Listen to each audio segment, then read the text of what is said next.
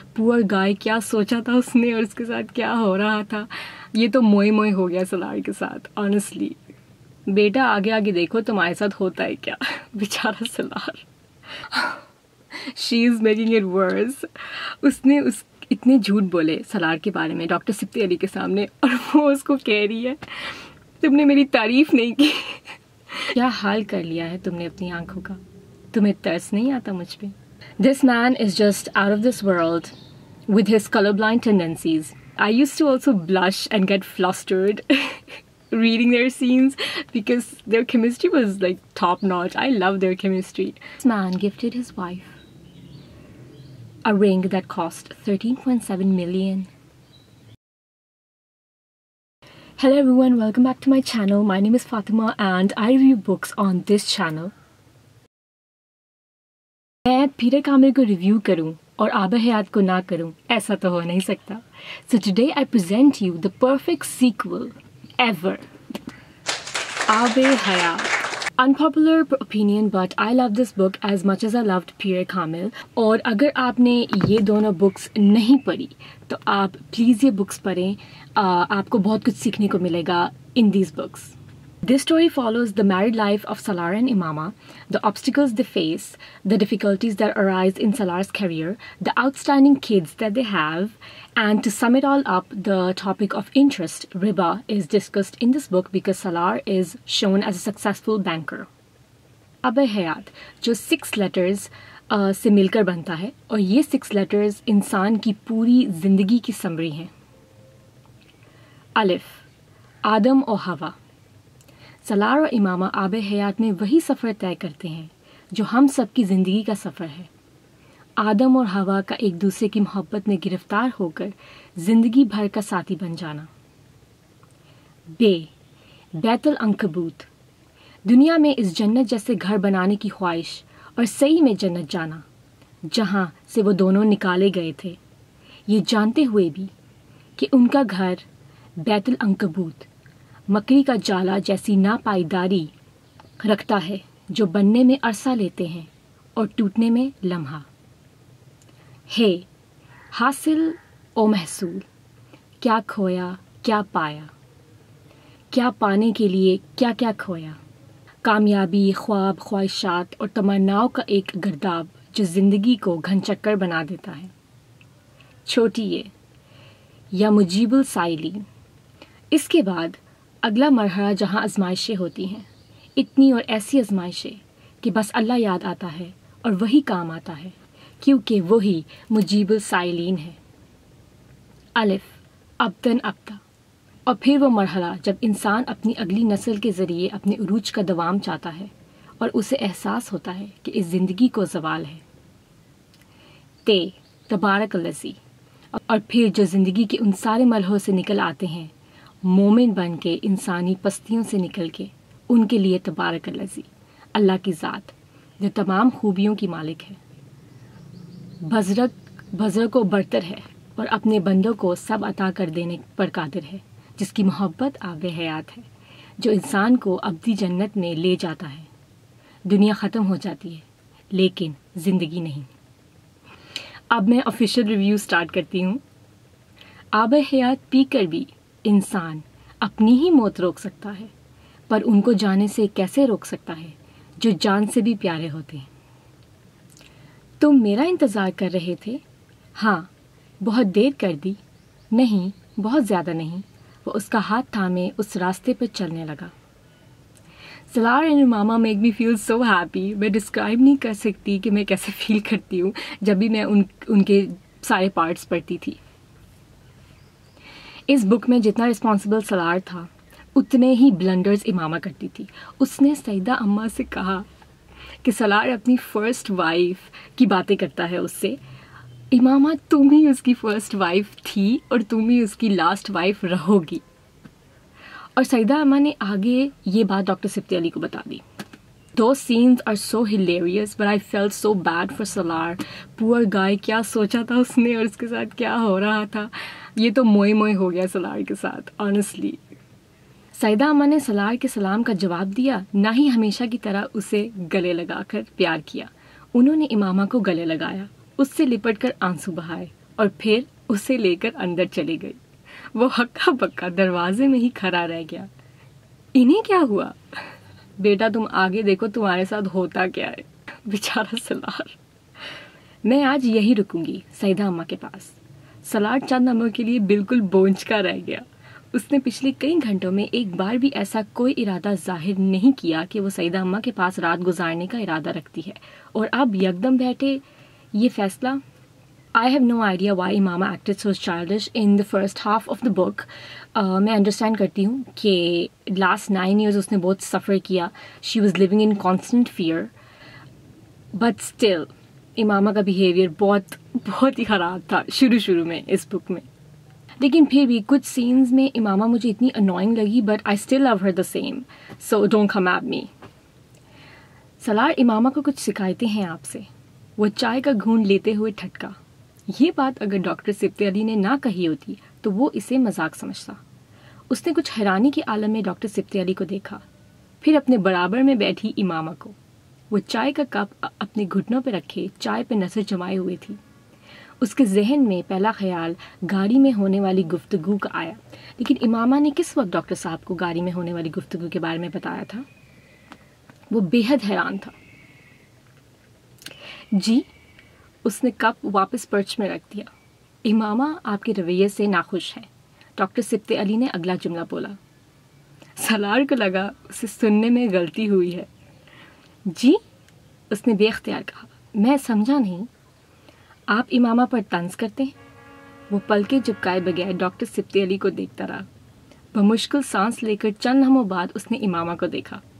یہ آپ سے امامہ نے کہا؟ اس نے بے یقینی سے دیکھتے ہوئے ڈاکٹر سبط علی سے کہا. ہاں. آپ اس سے ٹھیک سے بات نہیں کرتے. سلار نے گردن موڑ کر ایک بار پھر امامہ کو دیکھا. وہ اب بھی نظریں جھکائے بیٹھی تھی. یہ بھی آپ سے امامہ نے کہا؟ اس کے تو جیسے 14 طبق روشن ہو رہے تھے. ڈاکٹر سبط علی نے سر ہلا دیا. اور یہ کہ آپ کہیں جاتے ہوئے اسے انفارم نہیں کرتے. پرسوں آپ جھگڑا کرنے کے بعد اسے سعیدہ بہن کی طرف چھوڑ گئے تھے. اس بار سلار نے پہلے کلثوم آنٹی کو دیکھا، پھر ڈاکٹر سبط علی کو، پھر امامہ کو. اگر آسمان اس کے سر پر گرتا تب بھی اس کی یہ حالت نہ ہوتی جو اس وقت ہوئی تھی. جھگڑا؟ میرا تو کوئی جھگڑا نہیں ہوا. اس نے بمشکل اپنے حواس پر قابو پاتے ہوئے کہنا شروع کیا. اور امامہ نے تو خود مجھے کہا کہ وہ سعیدہ اماں کے گھر رہنا چاہتی ہے، اور میں تو پچھلے 4 دنوں سے کہیں. وہ بات کرتے کرتے رک گیا. اس نے امامہ کی سسکی سنی تھی. اس نے بے اختیار گردن موڑ کر امامہ کو دیکھا. وہ اپنا ناک رگڑ رہی تھی. کلثوم آنٹی اور ڈاکٹر صاحب بھی اس کی طرف متوجہ ہوئے. سلار بات جاری نہیں رکھ سکا. کلثوم آنٹی اٹھ کر اس کے پاس سے آ کر اسے دلاسا دینے لگی. وہ ہکا بکا بیٹھا رہا. ڈاکٹر سبط علی نے ملازم کو پانی لانے کے لیے کہا. وہ چپ چاپ بیٹھا اسے دیکھتا رہا اور سوچتا رہا وہ الو کا پٹھا ہے، کیونکہ پچھلے 4 دن سے اس کی چھٹی حص جو سگنلز بار بار دے رہی تھی وہ بالکل ٹھیک تھی. صرف اس نے خوش فہمی اور بے پرواہی کا مظاہرہ کیا تھا. اتنا امبیرسنگ سین تھا یہ. امامہ نے اتنا جھوٹ بولا. This was not fair, especially بھروں کے سامنے ایسا کرنا، وہ بھی ڈاکٹر سبط علی کے سامنے. Not acceptable. اس کے بعد سلار اس کو کنفرنٹ بھی کرتا ہے اور اس سے پوچھتا ہے کہ تم نے کیوں جھوٹ بولا. And I really admirer the way he made Hare understand where the relation ship stood and how important she is for him. تمہیں یہ کیوں لگا کہ میں تم سے ٹھیک سے بات نہیں کر رہا؟ امامہ میں تم سے بات کر رہا ہوں. اس نے اس کے خاموش رہنے پر کہا. تم مجھے اگنور کر رہے تھے. اگنور؟ وہ بونج کا رہ گیا. میں تمہیں اگنور کرتا رہا؟ میں کر سکتا ہوں؟ اس نے بے یقینی سے کہا. امامہ نے اس سے نظریں نہیں ملائی. تم سوچ بھی کیسے سکتی ہو یہ؟ تمہیں اگنور کرنے کے لیے شادی کی تھی میں نے تم سے. تمہیں اگنور کرنے کے لیے اتنے سالوں سے خوار ہوتا پھر رہا ہوں میں. تم سو نہ رہی ہوتی تو میں یقیناً تمہیں بتا کر ہی گھر سے نکلتا کہ میں کہاں جا رہا ہوں. لیکن میں ایک سوئے ہوئے بندے کو صرف یہ بتانے کے لیے اٹھاؤں کہ میں جا رہا ہوں، یہ تو میں کبھی نہیں کر سکتا. وہ کچھ بول نہ سکی. اگنور؟ میں حیران ہوئی ماما کہ یہ بات تمہارے دماغ میں کیسے آئی. میں 4 دن سے 7ویں آسمان پر ہوں اور تم کہہ رہی ہو کہ میں تمہیں اگنور کر رہا ہوں. لیکن تم نے ایک بار بھی میری تعریف نہیں کی. امامہ کو ایک اور خطا یاد آئی. इमामा प्लीज चुप हो जाओ, she is this girl. Imama तुम मुझे अपने मुंह से अपनी तारीफ करने के लिए कह रही हो? उसने हंसते हुए कहा। ये जैसे उसके लिए मजाक था। वो बुरी तरह झिंप गई। मत करो, मैंने कब कहा है? She is making it worse. उसने इतने झूठ बोले सलार के बारे में डॉक्टर सिप्ती अली के सामने, और वो उसको कह रही है तुमने मेरी तारीफ नहीं की। झूठ बोलने के लिए वो तुम्हारी तारीफ करता। Anyway, I could feel the embarrassment through the book. ये क्या लड़की है Imama. But Salar was such a beautiful man. उसने बहुत अच्छी तरह से इमामा को समझाया। वो अलग बात है कि इमामा मैडम वापस से गलतियाँ करती है। वापस से आई थिंक 2 बार इमामा ने वापस से ब्लंडर किया आगे वीडियो में, और वो सीन अभी आएगा आगे, मैं बताऊंगी वीडियो में। ऐसी शिकायतें वहाँ होती हैं जहाँ सिर्फ चंद दिन का साथ हो, लेकिन जहाँ ज़िंदगी भर की बात हो वहाँ ये सब कुछ बहुत सेकेंडरी हो जाता है। उसे अपने साथ लगाए बड़ी नरमी से समझा रहा था, तुमसे शादी मेरे लिए बहुत मायने रखती थी और मायने रखती है, लेकिन आइंदा भी मायने रखेगी, इसका इन्हिसार तुम पर है। मुझसे जो गिला है उसे मुझसे करो, दूसरों से नहीं। मैं सिर्फ तुमको जवाब दे हूँ मामा, उनके सामने नहीं। उसने बड़े नपे तुले लफ्ज़ों में उसे बहुत कुछ समझाने की कोशिश की। तुम मेरी ज़िंदगी में हर शख्स और हर चीज़ से ज़्यादा इम्पोर्टेंस रखती हो।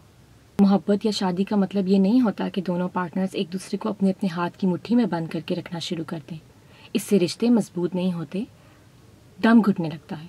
एक दूसरे को स्पेस देना, एक दूसरे की इनफरादी हैसियत को तस्लीम करना, एक दूसरे की आज़ादी का हक़ का एहतराम करना बहुत ज़रूरी है। हम दोनों अगर सिर्फ एक दूसरे के ऐब और कोताहियाँ ढूंढते रहेंगे तो बहुत जल्द हमारे दिल में एक दूसरे के लिए इज़्ज़त और लिहाज ख़त्म हो जाएगा। किसी रिश्ते को कितनी भी मोहब्बत से बांधा गया हो, अगर इज़्ज़त और लिहाज चला जाए तो मोहब्बत भी चली जाती है। ये दोनों चीज़ें मोहब्बत की घर की 4 दीवारी होती हैं। 4 दीवारी ख़त्म हो जाए तो घर को बचाना बड़ा मुश्किल है।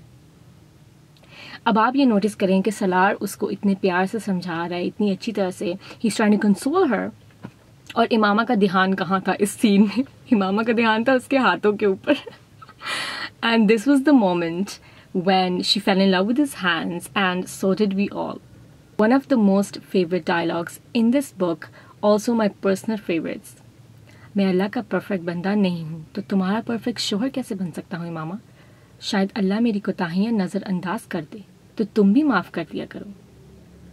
क्या हाल कर लिया है तुमने अपनी आंखों का, तुम्हें तरस नहीं आता मुझ पे?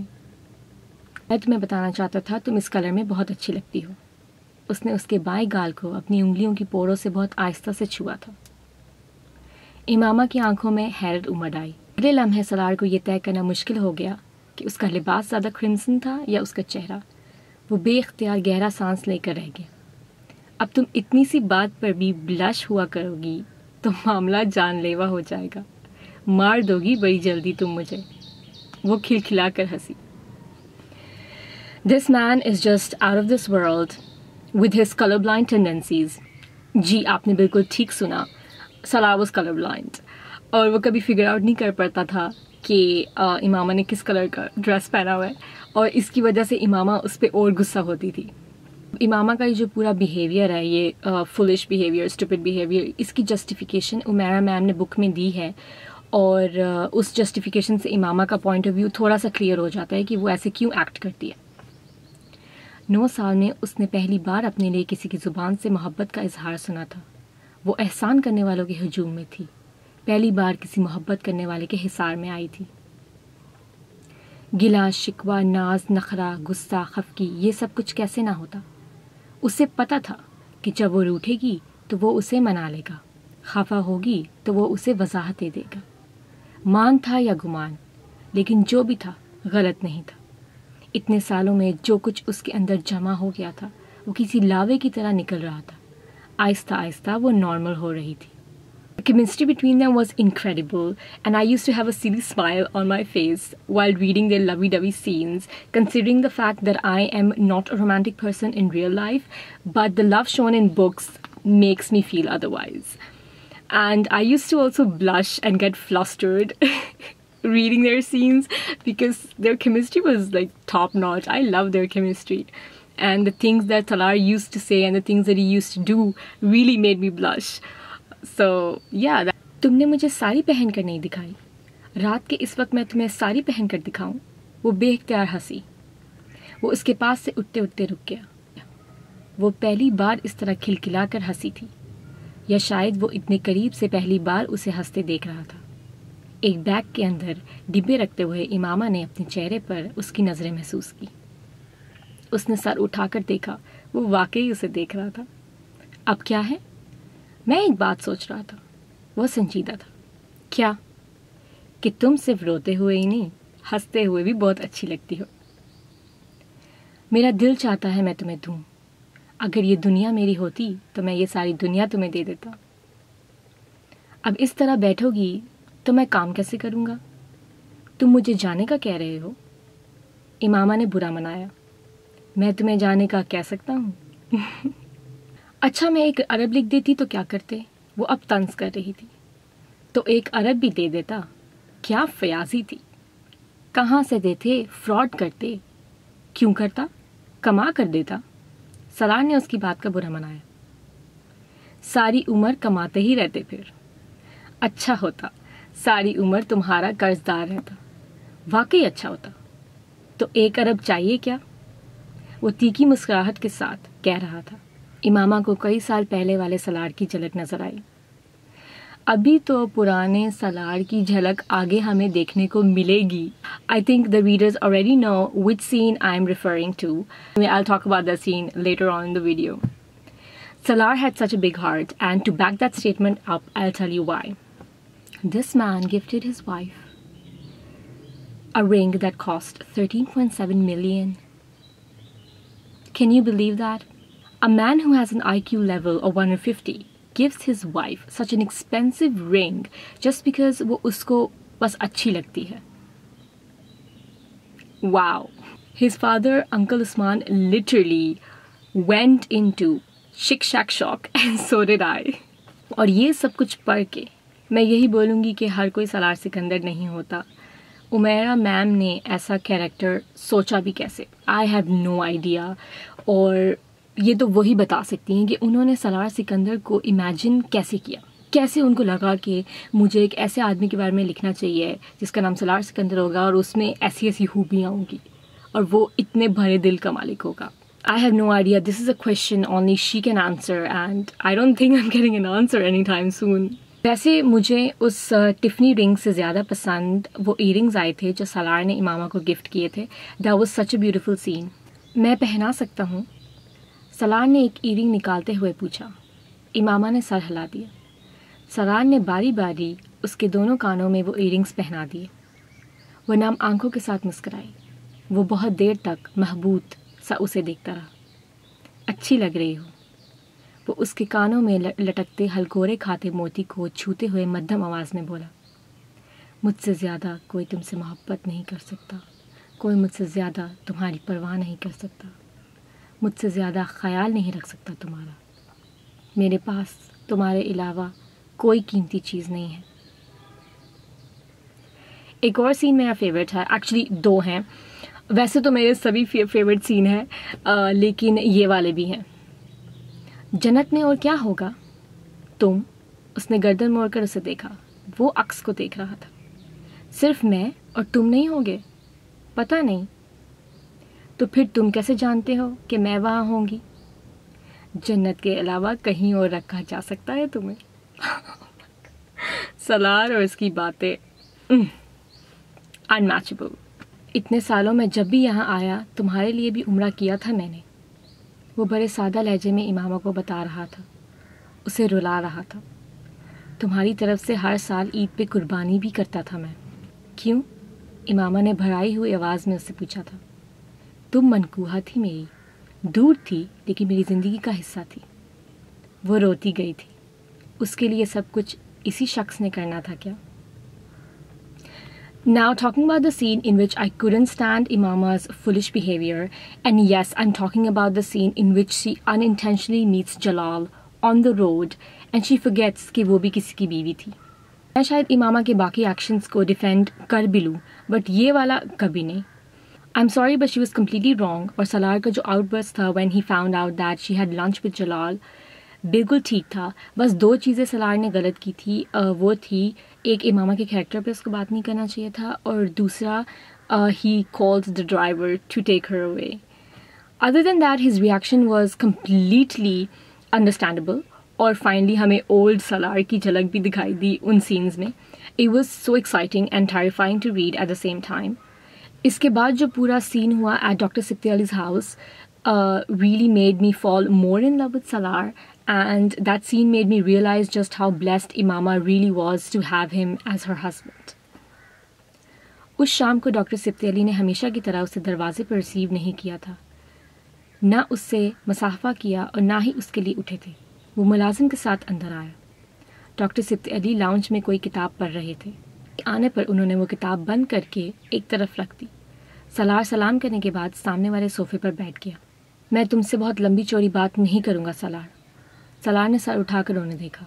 پہلی بار ان کے منہ سے تم کا طرز تخاطب سن رہا تھا اور وہ بھی اپنے لیے, ورنہ وہ اپنے ملازم کو بھی آپ کہہ کر مخاطب کرتے تھے. میں پچھلے 4 دن سے صرف اس بات پر شرمندہ ہوں کہ میں نے امامہ کی شادی تم سے کیوں کروائی. محبت کے دعوے کرنا اور بات ہوتی ہے لیکن کسی عورت کو اپنے گھر میں عزت کی طرح رکھنا ایک بالکل الگ بات ہے. تم صرف پہلا کام کر سکتے تھے. لاؤن سے منسلک کمرے میں وہ ڈاکٹر صاحب کی آواز اور اس کی خاموشی دونوں کو سن رہی تھی.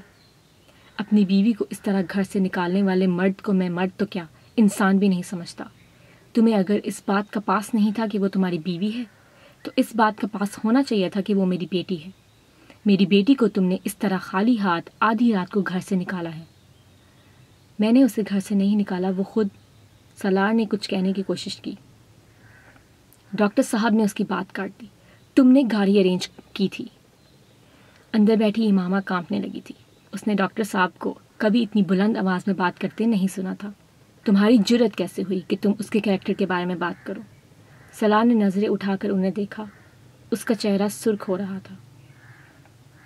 یہ تمہاری زندگی سے نکل گئی تو خواری کے سوائے اور کچھ نہیں ہاتھ آنا تمہارے.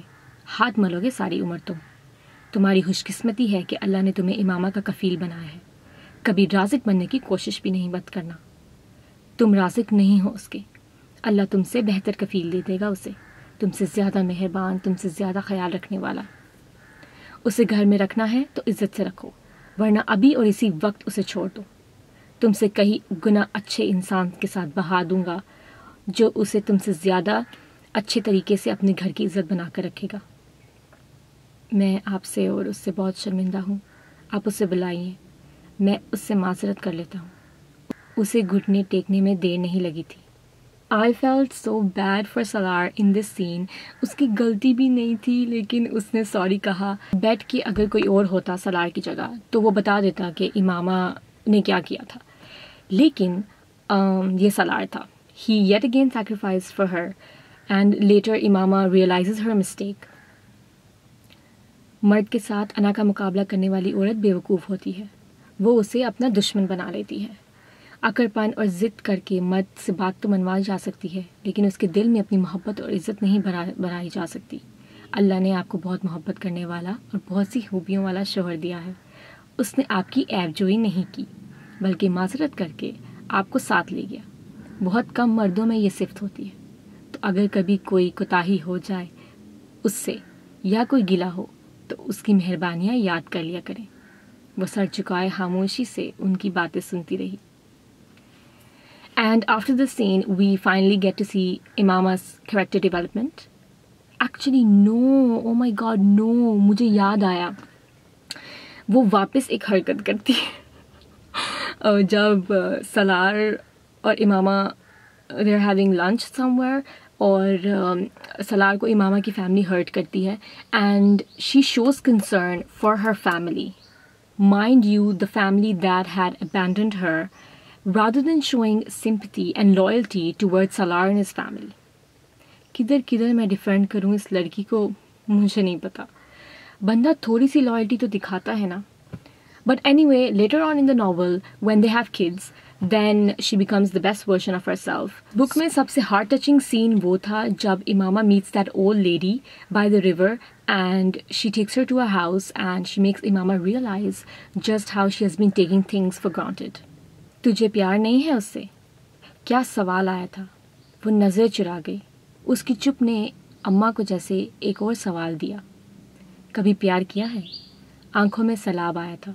क्या क्या याद नहीं आ गया था? किया था. उसने आंसुओं को बहने दिया था.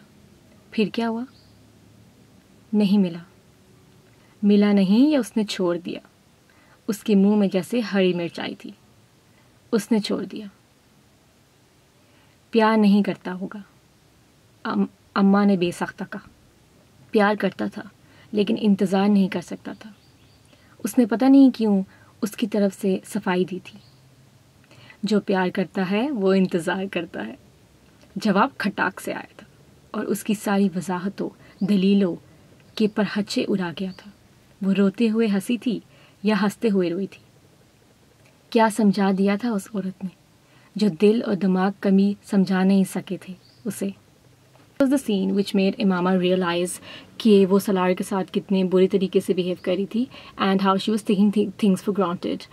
और इसके बाद वो उसके पास वापस चली जाती है and she realizes everything and she starts her life from square one. The thing that shocked me in the novel was that they had 4 kids. Imama ने बोला था that she wants 4 kids. तो हम क्या कह सकते हैं? She's the boss. जो वो कहेगी वही होगा. उनके बच्चे थे जिब्रील, Anaya, human and Raisa. Raisa was the adopted child. Extraordinary kids of Salaar and Imama. अब इनके बच्चे रिमार्केबल नहीं होंगे तो किन के बच्चे होंगे? Love their kids so much, specially human Sikandar. He was so naughty and hilarious and he was also the most successful among all of his siblings. I genuinely want Umaira ma'am to write a novel on Humain Sikandar. There is one super powerful scene in the book and I will quote it because I genuinely got goosebumps when I was reading it. जिन्होंने book पढ़ी है उन्हें already ये scene याद होगा और जिन्होंने नहीं पढ़ी आप इस रिव्यू के बाद वो पढ़ लेना क्योंकि अगर मैं वो पूरा सीन नरेट करने बैठ जाऊंगी तो ये वीडियो बहुत लंबी हो जाएगी. बेआवाज़ रोते हुए सलार ने उसी तरह खड़े खड़े उस कमरे के दरमियान में इमामा की हिचकियाँ और सिसकियाँ सुनते अपने जूते उतारे थे और फिर वो घुटनों के बल सजदे में जा गिरा था. कोई उससे पूछता अल्लाह कहाँ था और कैसे सुनता था? उसकी शहरक के पास, उससे भी करीब. कई साल पहले वो रेड लाइट एरिया में इमामा के ना होने पर इसी तरह एक तवाइफ के कोटे पर सजदे में जा गिरा था. आज वो इमामा के होने पर सजदे में गिरा था. बेशक अल्लाह हर चीज़ पर कादिर है. मशरिक मगरिब हर चीज़ उसकी मता है. वो कुन कहता है और चीज़ें हो जाती हैं. गुमान से आगे, बयान से बाहर. बेशक अल्लाह ही सबसे बड़ा है. बेशक अल्लाह ही सबसे ताकतवर है. Now let's talk about the Islamic aspect in this book. ज़िंदगी में जब इंसान को हदायत मिल जाए वो ये ना देखे कि क्या कर चुका है, बस वहाँ से रास्ता बदल ले. The topic of interest, riba, is discussed in this book. Basically, Salar was a successful banker, so that's why this topic is talked about in this book. सूद जिन लोगों के खून में रिस्क बनकर दौड़ने लग जाए वो सूद को मिटाने का कभी नहीं सोचेंगे. सलार को एक लम्हे के लिए लगा इमामा ने उसके चेहरे पर तमांचा दे मारा था. बात गहरी थी पर बात सच्ची थी. थूक सकता था पर करवाहट ज़ाइल नहीं कर सकता था. सिर्फ ये चाहती हूँ कि तुम अगर चीज़ों को बदल नहीं सकते तो अपनी काबिलियत एक गलत काम को उरूज पर पहुँचाने के लिए मत इस्तेमाल करो. प्रॉफेट मोहम्मद सल्लल्लाहु अलैहि वसल्लम लास्ट सर्मन आखिरी खुतबा मेन पार्ट है in the book because the last sermon is the true way of life. और मैं ये रिव्यू एंड करूँगी वो लास्ट खुतबा पढ़ के. और अगर आपको वो लास्ट खुतबा नहीं याद तो कोई बात नहीं, अभी मैं पढ़ूँगी तो आपकी भी रिवीजन हो जाएगी मेरे साथ साथ. सब तरीफ़े अल्लाह ताला के लिए हैं. हम उसी की हम्दो सना करते हैं और उसी से मदद और मग़फ़िरत चाहते हैं और उसी के सामने तौबा करते हैं और उसी के दामन में अपने नफ्स की ख़राबियाँ और बुरे अमाल से पनाह चाहते हैं. जिसको अल्लाह ताला हिदायत दे दे उसे कोई गुमराह नहीं कर सकता और जिसको गुमराह कर दे उसे कोई हिदायत नहीं दे सकता. और मैं गवाही देती हूँ کہ اللہ کے سوا کوئی معبود نہیں ہے اور وہ اکیلا ہے اور اس کا کوئی شریک نہیں، اور میں اعلان کرتی ہوں کہ محمد صلی اللہ علیہ وسلم اللہ کا بندہ اور رسول ہے۔ اے لوگو، میں تمہیں اللہ سے ڈرنے کی وصیت کرتا ہوں اور تمہیں اس کی اطاعت کا حکم دیتا ہوں، اور اپنے خطبے کا آغاز نیک بات سے کرتا ہوں۔ لوگو سنو، میں تمہیں وضاحت سے بتاتا ہوں کیونکہ شاید اس کے بعد کبھی تم سے اس جگہ مل نہ سکوں۔ اچھی طرح سن لو، تم میں سے جو حاضر نہیں وہ یہ باتیں غیر حاضر لوگوں تک پہنچا دے۔ ممکن ہے اگلے لوگ یہاں موجود لوگوں کی نسبت ان باتوں کو زیادہ اچھی طرح یاد رکھیں اور ان کی حفاظت فرمائیں۔ اے لوگو، اللہ تعالیٰ نے سود کو حرام قرار دیا ہے، اور میں آج سے تمام سود کا عدم قرار دیتا ہوں اور تم سے پہلے وہ سود معاف کرتا ہوں جو لوگوں نے میرے چچا عباس بن عبدالمطلب کو ادا کرنا تھا۔ البتہ تم کو اپنی اصل رقم لینے کا حق ہے، جس میں نہ اوروں کا نقصان ہے نہ تمہارا۔ اے لوگو، میں نے تمہارے پاس ایسی چیز چھوڑی ہے کہ تم اسے مضبوطی سے تھامے رکھو گے تو میرے بعد ہرگز گمراہ نہیں ہوگے، یعنی اللہ کی کتاب اور اس کے نبی صلی اللہ علیہ وسلم کی سنت، اور تم غلو سے بچو کیونکہ تم سے پہلے لوگ اسی کے باعث ہلاک ہوئے۔ دیکھو، میں نے حق پہنچا دیا ہے، بس اگر کسی کے پاس امانت رکھوائی گئی ہے تو وہ اس بات کا پابند ہے کہ امانت رکھوانے والے کو امانت پہنچا دے، اور بے شک تم کو اللہ کی طرف لوٹنا اور حساب دینا ہے۔ اے لوگو، عورتوں کے معاملے میں اللہ سے ڈرو، تم نے اللہ کو گواہ بنا کر ان کو حلال کیا اور انہیں اپنی امان میں لیا ہے، تمہیں اپنی عورتوں پر حقوق حاصل ہیں، بالکل ویسے ہی جیسے تمہاری عورتوں کو تم پر حقوق حاصل ہیں۔ ان پر تمہارا حق ہے کہ وہ کسی ایسے شخص کے ساتھ دوستی نہ کریں جسے تم پسند نہیں کرتے، اور تمہاری حرمت میں نگہبانی کریں، اور اگر وہ تمہاری فرما بردار رہتی ہیں تو پھر یہ ان کا حق ہے کہ تم ان کے ساتھ اچھا سلوک کرو اور ان کے نان و نفقے کی ذمہ داری اٹھاؤ۔ اے لوگو، تمہارے خون، تمہارے مال ایک دوسرے کے لیے اسی طرح محترم ہے جیسے آج یہ دن، عرفہ کا دن، یہ مہینہ ذی الحج اور یہ شہر مکہ۔ خبردار، زمانہ جاہلیت کے ہر رسم اور طریقے آج میرے قدموں کے نیچے ہیں، اور جہالت کے خون معاف کر دیے گئے ہیں، اور پہلا خون جو میں اپنے خونوں سے معاف کرتا ہوں وہ ابن ربیہ حارث کا خون ہے۔ دیکھو، میرے بعد گمراہ نہ ہو جانا کہ پھر ایک دوسرے کی گردنیں مارنے لگو۔ اے لوگو، نہ تو میرے بعد کوئی نیا پیغمبر یا نبی آئے گا، نہ تمہارے بعد کوئی امت۔ میں تمہارے پاس اللہ کی کتاب اور اپنی سنت چھوڑ کر جا رہا ہوں۔ اگر تم ان پر عمل کرو گے تو کبھی گمراہ نہیں ہوگے، اور شیطان سے خبردار رہو، وہ اس بات سے مایوس ہو چکا ہے کہ اس زمین پر اس کی تشدد کی جائے گی، لیکن وہ اس بات پر راضی ہے کہ تمہارے درمیان فتنہ اور فساد پیدا کرتا رہے گا، اس لیے تم اس سے اپنے دین و ایمان کی حفاظت کرو۔ جان جاؤ کہ ہر مسلمان دوسرے مسلمان کا بھائی ہے، اور تمام مسلمان ایک امت ہے۔ کسی کے لیے یہ جائز نہیں کہ وہ اپنے بھائی سے کچھ لے سوائے اس کے جسے اس کا بھائی اپنی رضامندی اور خوشی سے دے، اور اپنے نفس پر اور دوسروں پر زیادتی نہ کرو۔ سب آدم اور حوا کی اولاد ہو، اور آدم مٹی سے بنے تھے۔ کسی عرب کو اجمی پر اور کسی اجمی کو عربی پر، کسی گورے کو کالے پر اور کالے کو گورے پر کوئی برتری اگر ہے تو صرف تقویٰ کو۔ اور اپنے غلاموں کا خیال رکھو، اور جو تم کھاؤ اسی میں سے ان کو کھلاؤ، اور جو تم پہنو اسی میں سے ان کو پہناؤ، اور اگر وہ ایسی خطا کریں جو تم معاف نہ کرنا چاہو تو انہیں فروخت کر دو، لیکن کوئی سزا نہ دو۔ خوب سن لو، اپنے پروردگار کی عبادت کرو، 5 وقت کی نماز قائم کرو، رمضان کے روزے رکھو، اپنے مال کی زکوٰۃ خوشی سے ادا کرو، اپنے حاکم کی اطاعت کرو، چاہے وہ ایک ناک کٹا حبشی ہی کیوں نہ ہو، اور اس طرح اپنے رب کی جنت میں داخل ہو جاؤ۔ And that is all. I hope you all enjoyed this video. Thank you so much for watching. Do let me know in the comments down below what other books you guys would like for me to review, and I will review them next. Till then, I will be back with another book review video soon. So keep waiting. Goodbye.